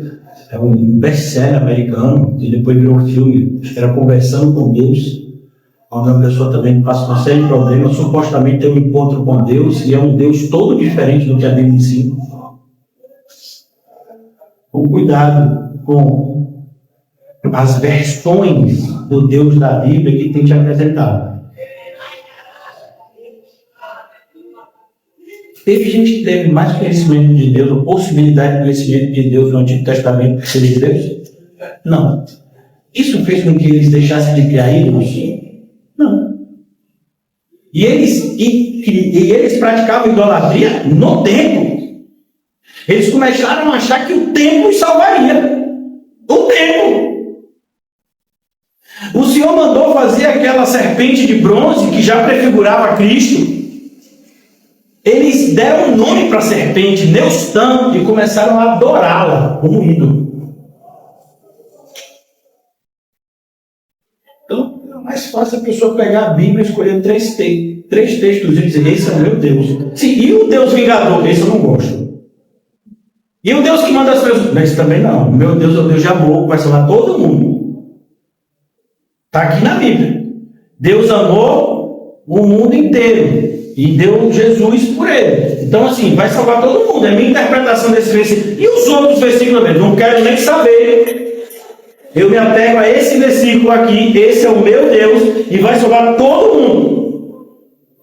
É uma teologia que está crescendo bastante. Chama universalismo. Independente da fé verdadeira ou não.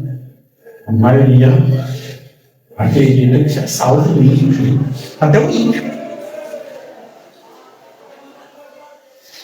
Pastores que defendem essas ideias estão nas suas igrejas lotadas. Por exemplo, quer ver uma pessoa universalista? Esse que lotou o Pacto de Exposição. Mas nunca falou de universalismo, nem precisa, só se ouvir. Para ele, todo mundo é salvo ali. Inclusive ele, que está ganhando dinheiro no nome de Jesus. Ele só faz rezar pelas pessoas como uma mãe de santo faz. A diferença é que no caso dele é pior, porque ele está usando a Bíblia para isso. Então Deus considera isso mais grave. Ele é universalista.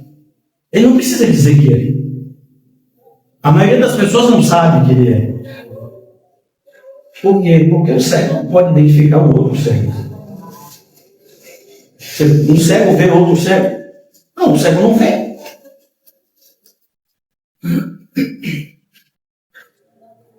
Em chama de fogo, versículo 8, tomando vingança. Provavelmente alguém foi procurar uma igreja bíblica lá, talvez, né? Não? A pessoa que está procurando a igreja bíblica, quem sabe achou lá, no Parque de Exposição, no domingo, foi domingo? Não sei que dia foi, né? Deve ter achado, né? Está procurando a igreja bíblica, vai que achou lá, né? Nesse formato de show. Por quê? Porque é bem diferente do que a gente propõe aqui, do ponto de vista bíblico. Em chama de fogo, tomando vingança contra os que não conhecem a Deus e contra os que não obedecem ao Evangelho. Veja, eu conheço a Deus. Sim, e não está obedecendo por quê? Supostamente é o caso de pessoas, né, que ouviram o verdadeiro Evangelho aqui e saíram. Pô, por que saíram? Não, porque eu não concordo. Não concorda com o quê? Não é bíblico? É bíblico, mas assim, é muito radical, sim. Mas é bíblico? É bíblico. Então, seu problema não é com a igreja local aqui, nem comigo, o problema é com a Bíblia. Ah, mas ninguém vive desse jeito. Fale por você. Esse grupo que está aqui, eu acredito que quer, senão não estaria aqui. Então, cuidado para que você não seja contaminado. Esse mosquito do ninguém faz isso, ninguém faz aquilo. Ninguém vai para o céu. Quem vai para o céu é alguém. Alguém que é filho de Deus vai para o céu. Inclusive, ele conhece pelo nome esse que vai para o céu. Ele chama os seus pelo nome. Deus reconhece as pessoas não é pela riqueza, não. É pela proximidade dele. Lázaro é pobre, mendigo, é Lázaro, tem nome. E o rico a gente não sabe o nome dele. Só sabe que foi para o inferno. E ele não foi para o inferno porque era rico. Não acho que ele foi para o inferno por causa disso. Ele foi para o inferno porque ele não obedeceu o Evangelho. Ele até dizia conhecer. Mas como assim, pastor? Ele conhecia, chamou Abraão de pai, só um judeu que tinha muita intimidade com Deus para chamar Abraão de pai. Inclusive, Jesus, quando os fariseus estão contendendo com Jesus, eles dizem, Abraão, nosso pai. Aí Jesus diz, Abraão, pai de vocês. Abraão viu o meu dia e se alegrou. Mas não tem nem 50 anos e viste Abraão. Antes que Abraão existisse, eu sou. Aí todo mundo se ajoelhou, chorou, se arrependeu? Não. Mas eles estavam diante de Deus ali. Pois é, pegaram pedras para apedrejar Deus. Não vão apedrejar eu? Claro que vão, irmão. Claro que vão, né? Então, alguém falou mal do pastor? Falou mal da igreja que prega o Evangelho? Falaram mal de Jesus. E a questão não é falarem mal ou bem, a questão é o porquê falaram. Então, se alguém disser que aqui não ensina a Bíblia, é mentiroso. É só o que a gente faz aqui. Inclusive, para alguns, o culto deve ser chato. Uma vez uma pessoa me perguntou, e não tem aquele negócio assim, não tem nenhum dia especial, não? Eu entendi, como assim especial? Toda vez é assim, você abre a Bíblia e ensina.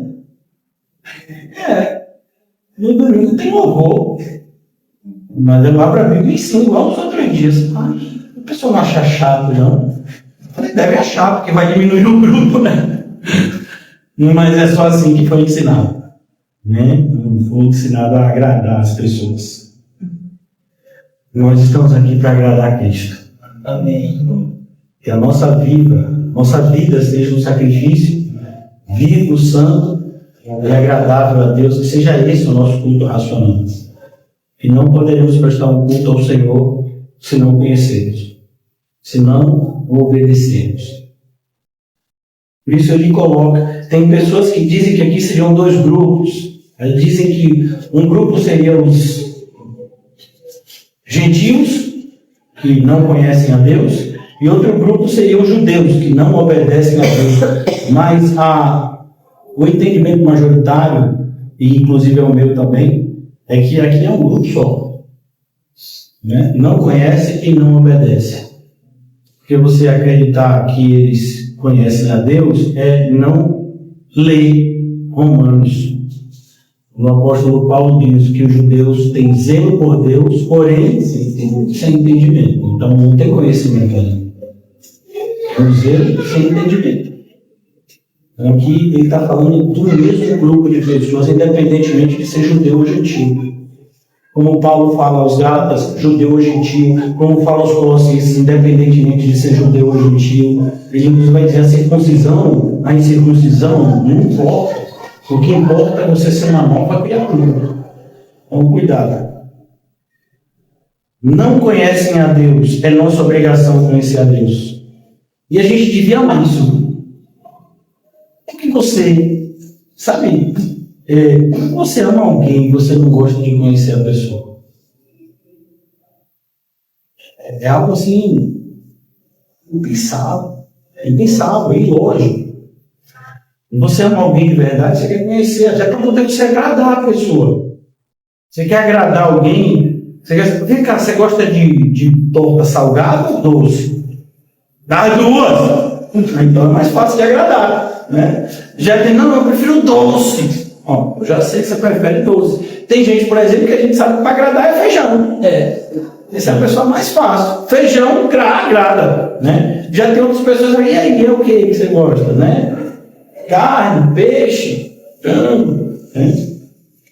Então, você procura conhecer alguém. Então, você gosta de frio ou de calor?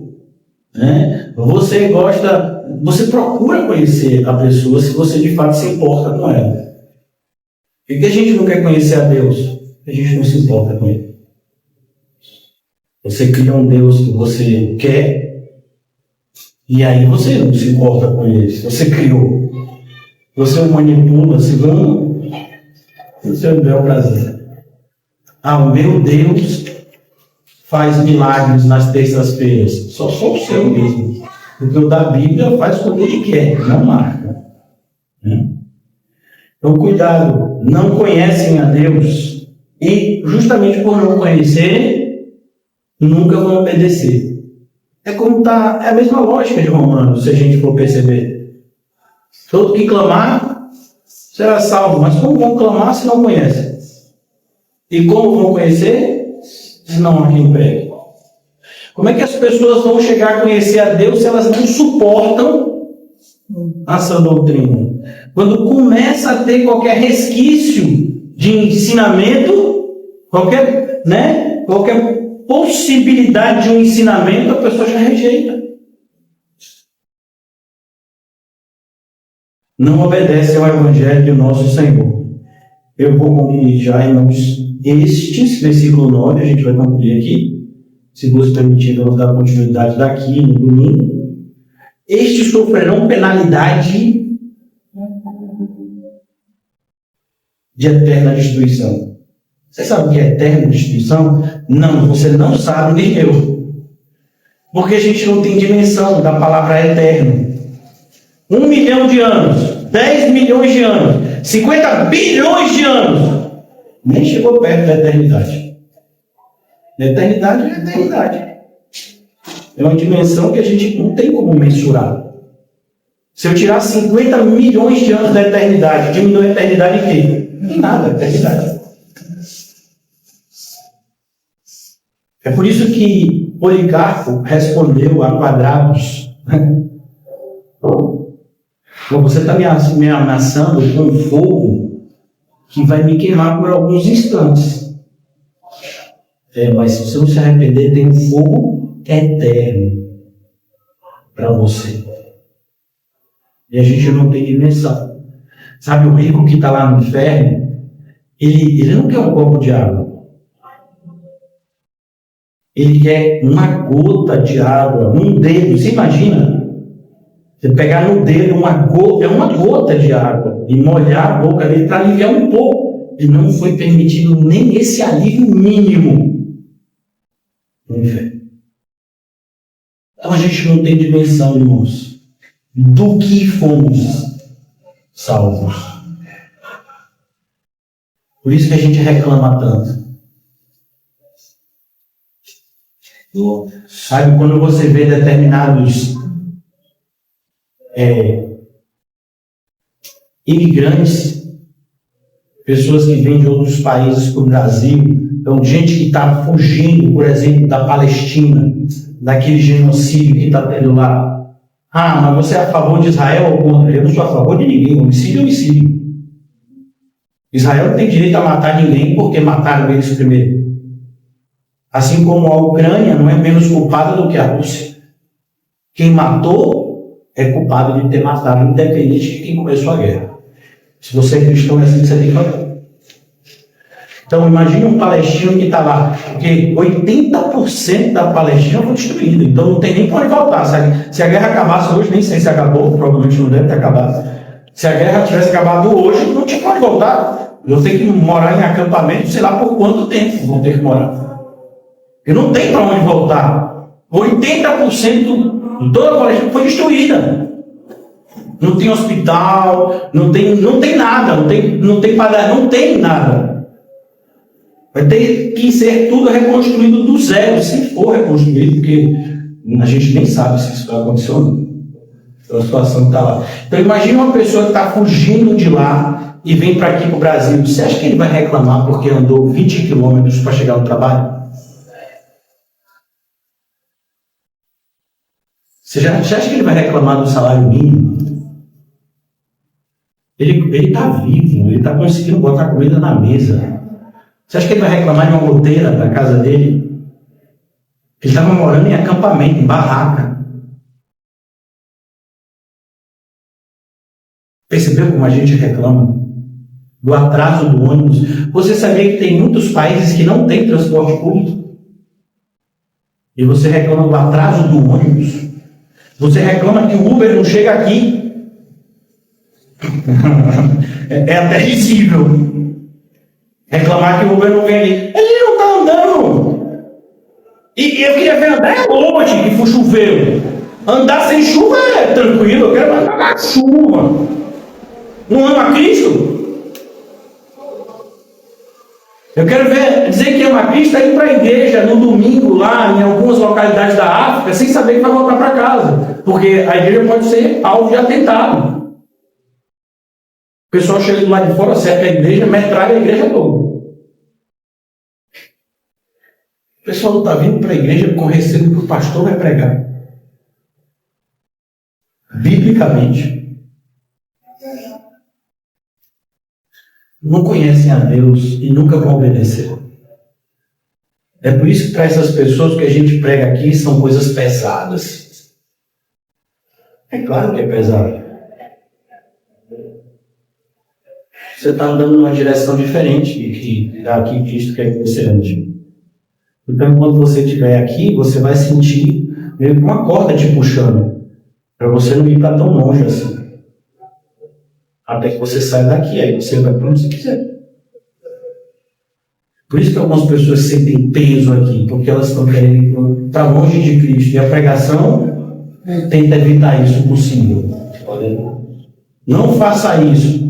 Não seja essa pessoa irresponsável com a igreja, com os irmãos. Não seja essa pessoa insubmissa. Não seja essa pessoa sem compromisso nenhum. Não seja essa pessoa que não se preocupa com o avanço do reino de Deus. Não seja essa pessoa que coloca a sua vida em primeiro lugar em detrimento do reino de Deus. Não seja essa pessoa. A pessoa vai ouvindo isso aqui, coisa pesada. Eu chego aqui, estou endividado. Aí você diz, está endividado com o quê? Com dívidas que eu fiz. É que eu queria uma televisão 50 polegadas, aí estava dividindo em 20, eu dividi. Só que aí eu quis comprar uma geladeira também, e aí eu me esqueci que tinha prestação da televisão. Aí agora tem duas prestações, a da televisão e da geladeira. Quando era uma só não era tão pesada, agora são duas. Quem foi que fez essas dívidas? Aí o pastor chega aqui e diz, pois é, você fez essa dívida porque você é carnal, tem que se arrepender. Aí agora tá isso, culpa! Eu não posso ter uma geladeira nova? Não posso ter uma televisão de imagem? Minha televisão tem que ser burra? Eu quero uma televisão inteligente. Você devia ser sábio. Fazer boas escolhas.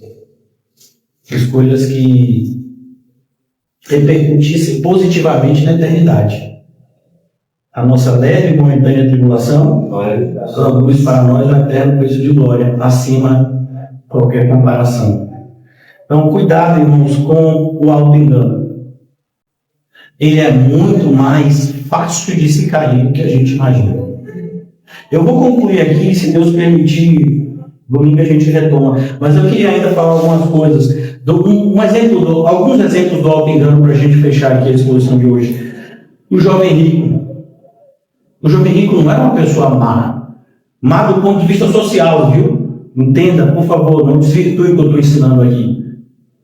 O jovem rico era uma pessoa que buscava viver uma vida correta, aos olhos da sociedade e até aos olhos da religião.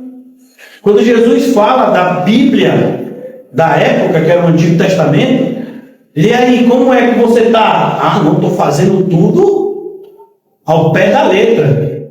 Veja, quem é que ele está enganando? A si mesmo. Ele estava se enganando tanto que ele nem sabia quem ele era. Isso pode acontecer com você e comigo.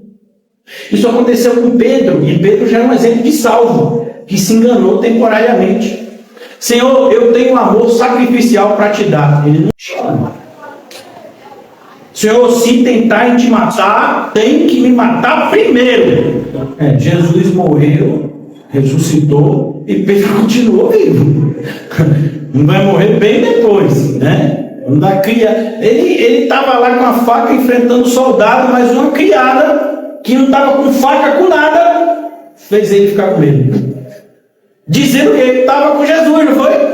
Ele ficou com medo. Era um homem que estava disposto a morrer. É como uma pessoa que diz: não, o que der Deus aqui na igreja bíblica é comigo, pode contar. Posso contar, 3, 2, 1, não vê mais a pessoa aqui. Então, auto-engano. Cuidado que você não se conhece tão bem. Sabe quem é que vai ajudar você e a mim, a gente a se conhecer melhor? A Bíblia.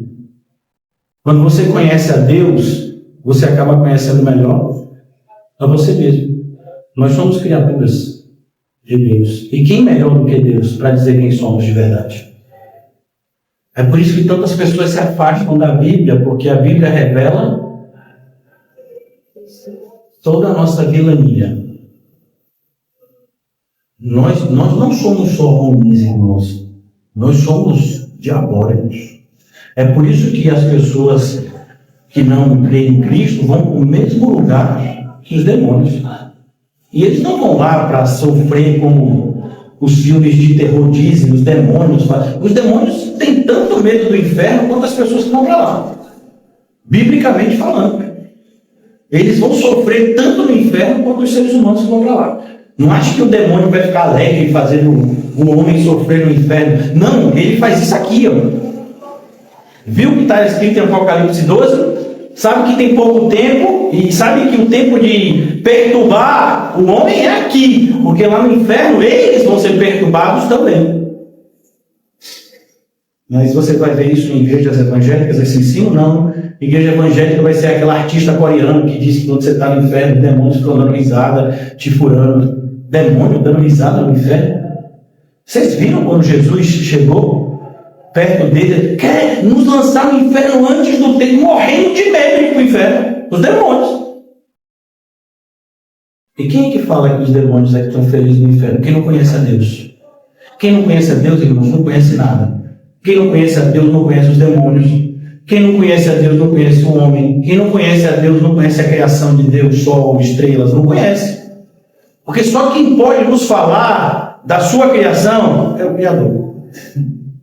É por isso que as pessoas se afastam tanto do conhecimento de Deus.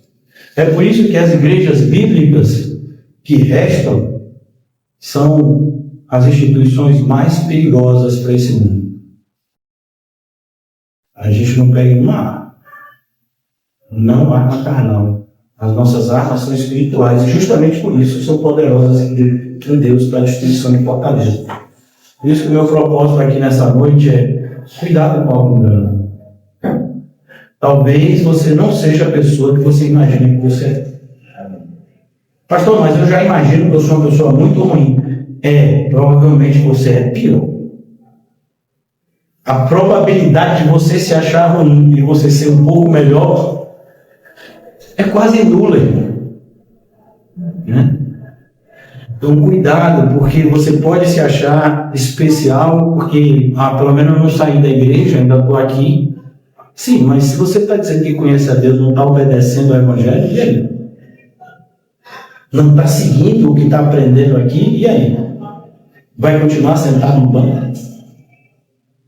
Então, que o Senhor desperte os nossos corações. Está cansado mesmo nessa noite. Amém. Porque nós estamos aqui, irmãos, quando eu falo aqui, não é aqui na igreja, mas nós estamos aqui vivendo nesse mundo ainda para que a gente cresça espiritualmente. A gente tem que crescer espiritualmente. Eu não posso ser a mesma pessoa que eu era ontem. Não, pelo menos eu não retrocedi. Se não está avançando, já retrocedeu há muito tempo. Então que o Senhor desperte os nossos corações. Né? Se nós estivermos adormecidos, que sejamos despertados espiritualmente falando. Para o nosso grande privilégio, que também é uma responsabilidade de sermos a luz do mundo e o sal da terra. Nós somos embaixadores de Cristo, irmão. Deveríamos nos sentir extremamente honrados com isso. Mas não se esqueça, é também uma responsabilidade. Nós temos uma mensagem a entregar. E não podemos escolher quando, como e onde. Não. fomos enviados e temos que ser fiéis às ordens que nos foram dadas. Senão seremos tratados como infiéis. Ajuda-nos, Senhor, na compreensão das tuas verdades, Senhor, para que possamos aplicá-las urgentemente nas nossas vidas. Não nos deixe enganados e nem a enganar uns aos outros, Senhor, mas que sejamos conquistados pela tua verdade e possamos propagá-la corajosamente, onde assim o Senhor nos soprar. Eu oro em especial pelas crianças que têm sido um alvo muito claro de Satanás nesses dias. Desperta a nossa responsabilidade, Senhor, enquanto pais. Nós não temos qualquer ingerência em relação aos menores. Sejamos exemplo para eles e, mais ainda, que possamos exercer o nosso pátrio poder de forma correta, encaminhando-os na verdade enquanto pudermos. Não sejamos omissos, Senhor. Ajuda-nos, Senhor, a compreensão destas e de tantas outras verdades que precisamos, para que a nossa vida não venha a ser uma vida de trevas, mas pelo contrário, que sejamos a luz que temos que ser em Cristo Jesus. Oramos assim porque cremos que a tua graça maravilhosa nos alcançou. Ajuda-nos, Senhor, que seremos ajudados. Fortalece, que seremos fortalecidos, Senhor. Em nome de Jesus, amém. E graças a Deus. Amém. Que Deus abençoe a todos vocês. Amém.